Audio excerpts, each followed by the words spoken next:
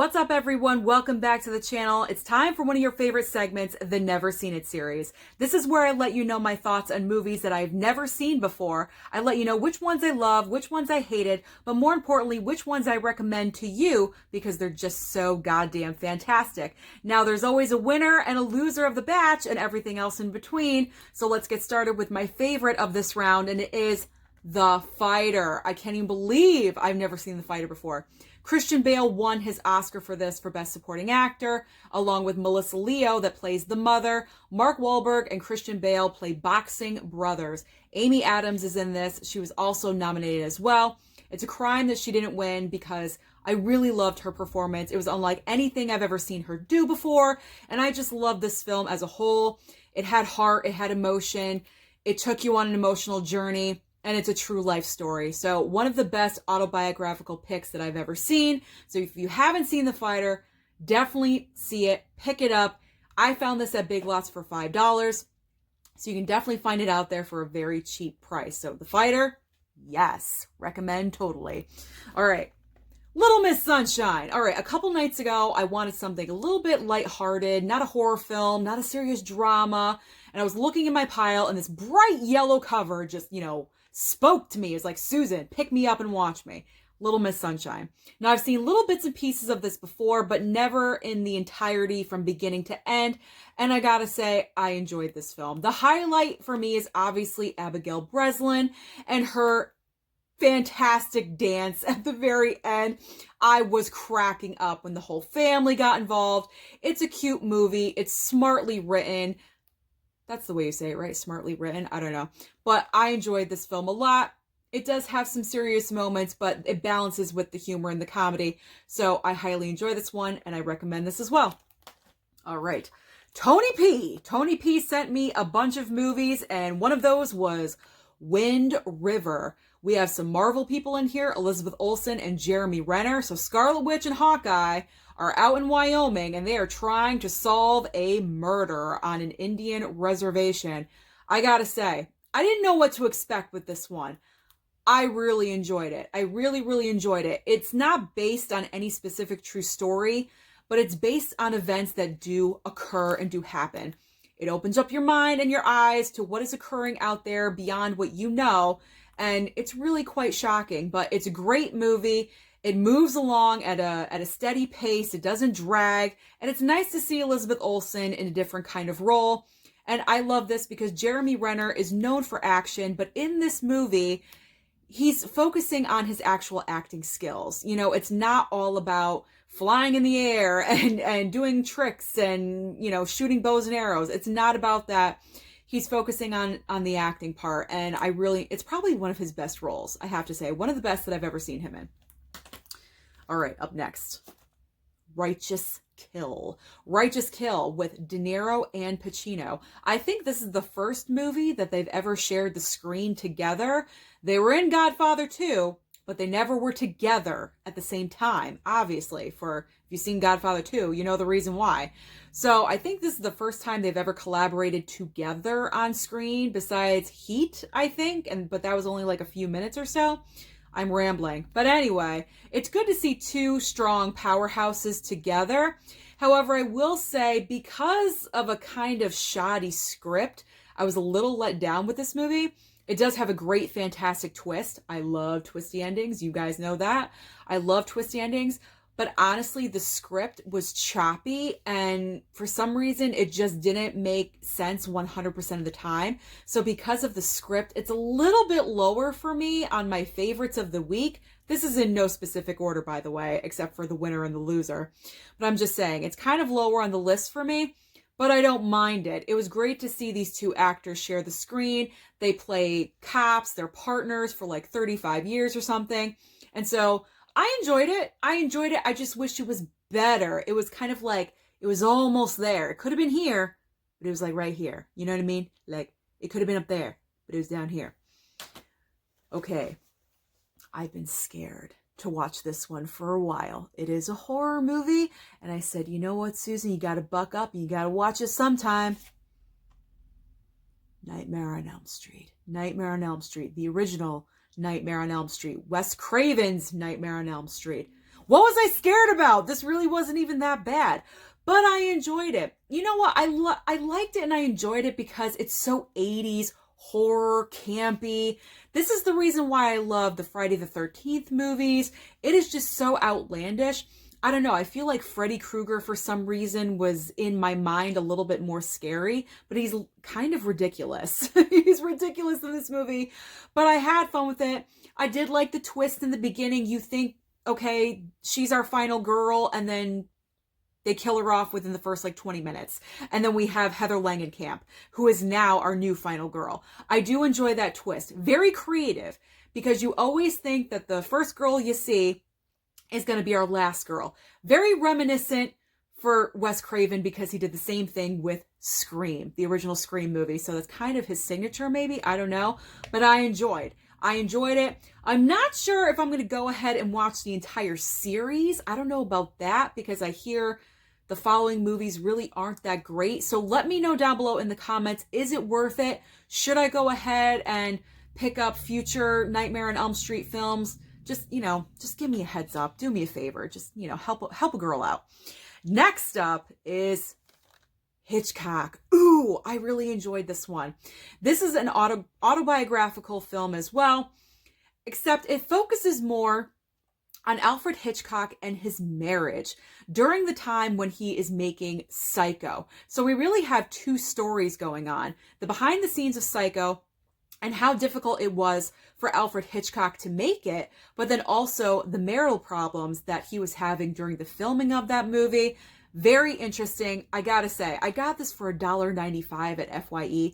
I really can't complain about it. Anthony Hopkins turns in a decent performance. It's not his best by all means, considering he just won an Academy Award for The Father.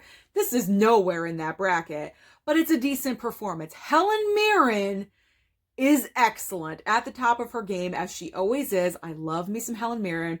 And ScarJo is also in this movie. So it's got all of these great acting elements for me. Part of the reason why I picked it up. But again, I'm kind of in a Hitchcock phase. I'm watching more of his movies and I want to know more about him. So when I saw this at FYE, it was a no-brainer for me. So I really enjoyed this one. I will watch that again. All right, we have more. There's more. Okay. Red Dawn. We have Red Dawn. It was for me. I know that this is a reboot or something. There's an original Red Dawn. I believe Patrick Swayze is in it or something like that. I don't know. I could be thinking of the wrong movie. It was okay. It was just all right. It didn't really have a great impact on me. I'm not really sure why, but it's okay, I watched it. I'm done. I'm really not sure how much of a rewatchability factor this is for me. I don't know if I'll be jonesing to watch it again anytime soon, but I can say that I watched it. And plus it does have Chris Hemsworth in it. So that's an excuse for me to watch anything. Okay. So Red Dawn, we saw that. Scarface Gold Edition. All right. I enjoyed it. However, I didn't love it. I did not love it. I prefer movies I don't know. This isn't a mafia style movie for me. I don't know. This isn't your typical mob movie style. And I know it's not necessarily the mob, because it's one guy who is the leader. You know what I mean? I don't know. I just prefer Scorsese films, Goodfellas, Casino, Departed, all of those. I will take any day over Scarface. I don't know. First of all, I didn't even know it was 3 hours. I had no clue it was that long. I put it in at 10 o'clock at night. Maybe that's the reason why. I watched it way too late. I don't know. But it just didn't hit me the way I thought it was going to.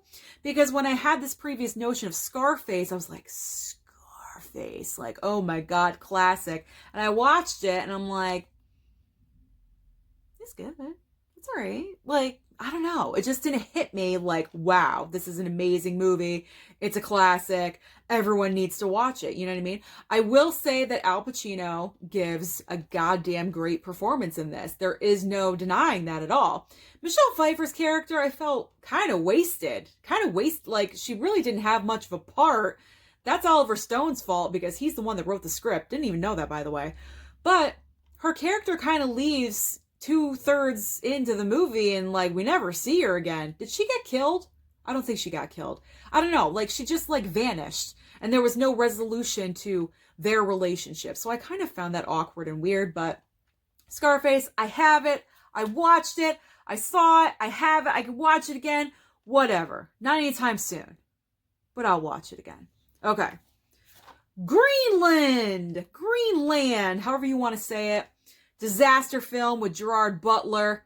What is it? A comet is like a planet-killing comet. There we go. Is headed towards Earth and it's going to destroy all of mankind. And Gerard Butler and his family is on the run to save themselves.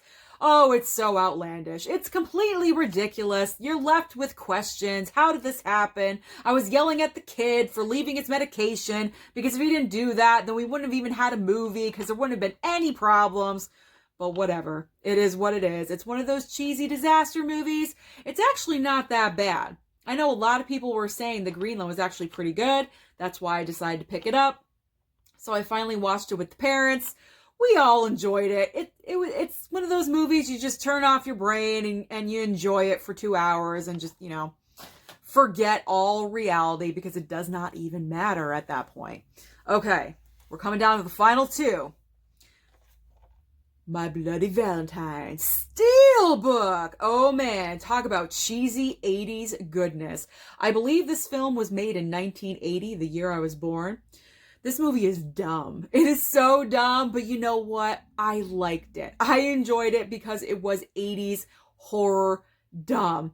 Just the fact that they want to have their Valentine's Day celebration down in the mine, I was like, are you goddamn stupid? Like, there's a killer walking around and you know that, but yeah, let's go party down in the mine. Like, who wants to party in a mine? That's completely ridiculous. But this Steelbook is beautiful. I will say that. This Steelbook is amazing. It is so pretty. So, cheesy, yes. Good, no. Cheesy good, yes. Will I watch this again? I will probably watch this every year for the month of October to celebrate for Halloween month because you just gotta. It's like a ritual. You just gotta do it. So I did not mind this one. Cheesy goodness. It's not the best movie, not the best horror movie, definitely not the best movie on the planet, but it is like a cult classic. I know it has a following of some sort, so I can respect that. My Bloody Valentine. It did have me talking about it the next day. I will say that.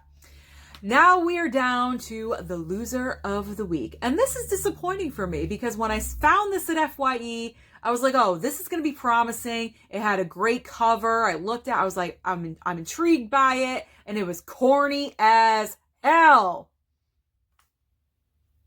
The Night Stalker. I had to look at it for a second. The Night Stalker with the father from A Christmas Story.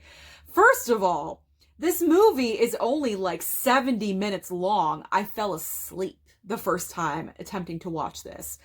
How sad is that? I think I got about 20 minutes in and I fell asleep. So the next night, I did the continuation. I didn't play it right from the beginning. I did a continuation of this. And it just wasn't what I expected. The corny factor was on a level 618. Like, it's so corny, so cheesy. It's like one of those where the narration is, okay, now we're going into the building at 6:15 on March 8th, 1986. Like, that's how it is. It's so weird. I can respect it though. It's very early horror-esque kind of movie and what they're dealing with. And they worked with what they had. So I guess I gotta respect that.